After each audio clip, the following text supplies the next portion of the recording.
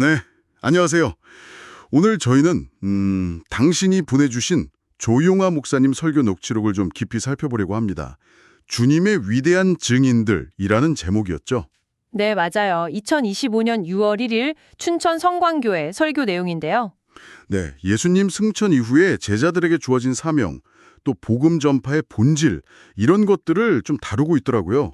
이 내용을 통해서 당신에게 와닿는 통찰은 무엇일지 한번 같이 찾아가 보면 좋겠습니다. 좋습니다. 그럼 먼저 예수님이 부활하시고 나서 40일 동안 제자들이랑 같이 계시다가 감람산에서 승천하시는 장면부터 시작해 볼까요? 네.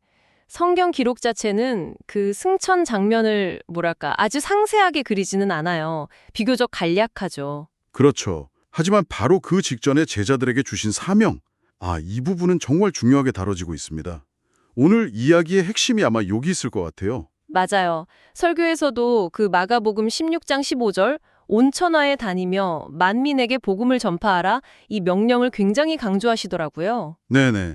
근데 여기서 흥미로웠던 게 원어상으로 만민에게가 사실은 모든 피조물에게, 그러니까 온 창조 세계에 이런 의미를 가지고 있다는 점이었어요. 단순히 사람만을 뜻하는 게 아니라는 거잖아요. 그렇죠. 그게 상당히 중요한 포인트입니다. 복음의 범위가 확 넓어지는 거죠. 인간 중심을 넘어서서 모든 창조 세계로요. 우주적인 느낌이네요. 네, 맞습니다. 그리고 승천 바로 직전에 이 말씀을 주셨다는 것도 의미가 깊고요. 또 설교에서는 그 믿는 자들에게 따를 표적들 있잖아요. 귀신 쫓아내고 새 방언 말하고 네, 뱀이나 독을 해치지 않고 병 고치는 능력 같은 거예요. 을 받았다는 상징이고 또 예수님이 모든 피조물의 구원자이심을 보여주는 증거다. 이렇게 설명을 합니다. 그렇군요. 또 하나, 믿음이라는 게 결국 전하는 사람의 능력 때문이 아니라 하나님이 주시는 선물이다. 이런 말씀도 있었어요. 마가복음 16장 16절 내용이죠. 네네. 근데 그러면서 설교자분이 이런 질문을 던지시더라고요. 왜 많은 사람들이 복음 전파하는 걸 이렇게 부담스러워할까? 그러면서 비유를 드신 게 좋은 책이나 영화 보면 또 맛집 가면 막 주변에 자연스럽게 알리잖아요. 그렇죠. 막 신나서 얘기하죠. 네, 복음도 사실 그래야 하는 거 아니냐, 뭐 이런 이야기였어요.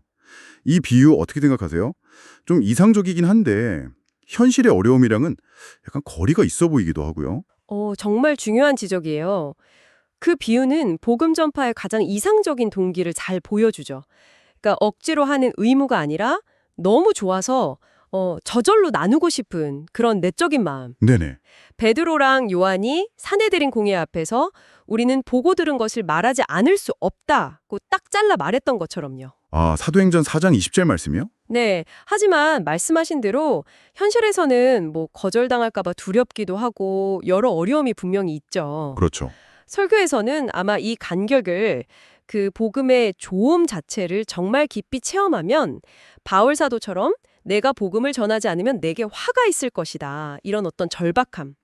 내 안에서 막 흘러넘치는 은혜 때문에 전하지 않을 수 없게 된다. 이런 관점을 제시하는 것 같아요.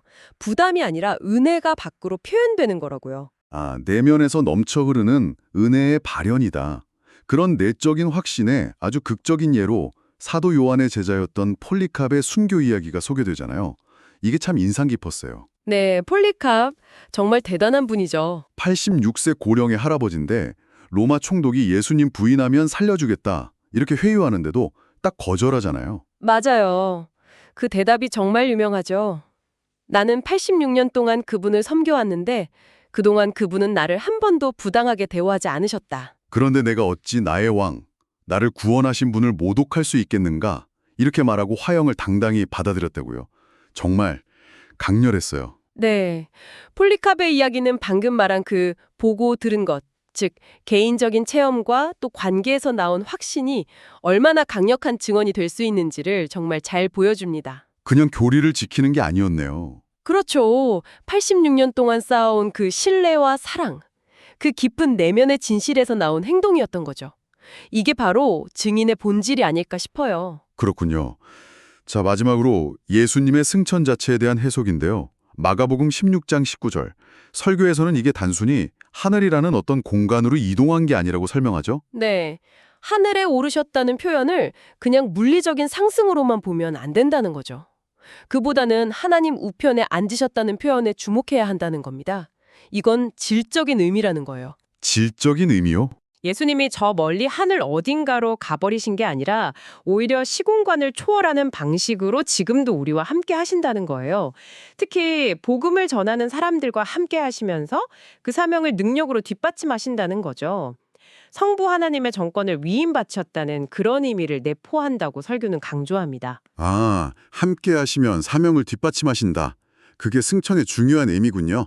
오늘 조용화 목사님 설교를 통해서 보니까 이 복음 전파라는 사명이 어떤 억지로 해야 하는 무거운 의무라기보다는 내가 경험한 깊은 은혜와 기쁨을 정말 자연스럽게 나누는 과정에 더 가깝다는 생각이 드네요. 네, 맞아요. 폴리캅의 이야기처럼 그 깊은 확신은 두려움을 넘어서는 증언으로 이어지기도 하고요. 좋은 것을 주변 사람들과 나누고 싶어하는 마음과 같다는 비유가 그래서 더 와닿는 것 같습니다. 네, 핵심은 결국 그 내면에서 우러나오는 나눔의 동기인 것 같아요. 그렇군요. 그래서 여기서 당신께 이런 질문을 한번 드려보고 싶어요. 뭐 꼭 종교적인 맥락이 아니더라도 괜찮습니다. 당신의 삶에서 너무나 강렬하게 혹은 아주 중요하게 경험해서 다른 사람에게 이야기하지 않고는 정말 견딜 수 없었던 그런 경험이 혹시 있으셨나요? 생각해 볼 만한 질문이네요. 네, 그게 꼭 좋은 경험이 아니었을 수도 있어요. 긍정적이든 부정적이든 그 경험을 나누고 싶었던 그 마음, 그 충동은 어디서 왔다고 생각하시는지, 그리고 그 경험이 당신의 어떤 확신이나 다른 사람과 소통하는 방식에 대해서 뭘 말해주고 있을지 한 번쯤 곱씹어 보시는 것도 의미 있지 않을까 싶습니다. 예수님께서 제자들에게 복음을 전하라는 사명을 주신 이유는 무엇입니까? 복음을 전할 때 부담감이나 두려움이 느껴질 때 어떤 점을 기억하면 좋을까요? 오늘 우리의 신앙을 돌아볼 때 믿음, 사랑, 소망 중에서 가장 부족한 부분은 무엇이며 이를 어떻게 성장시킬 수 있을까요?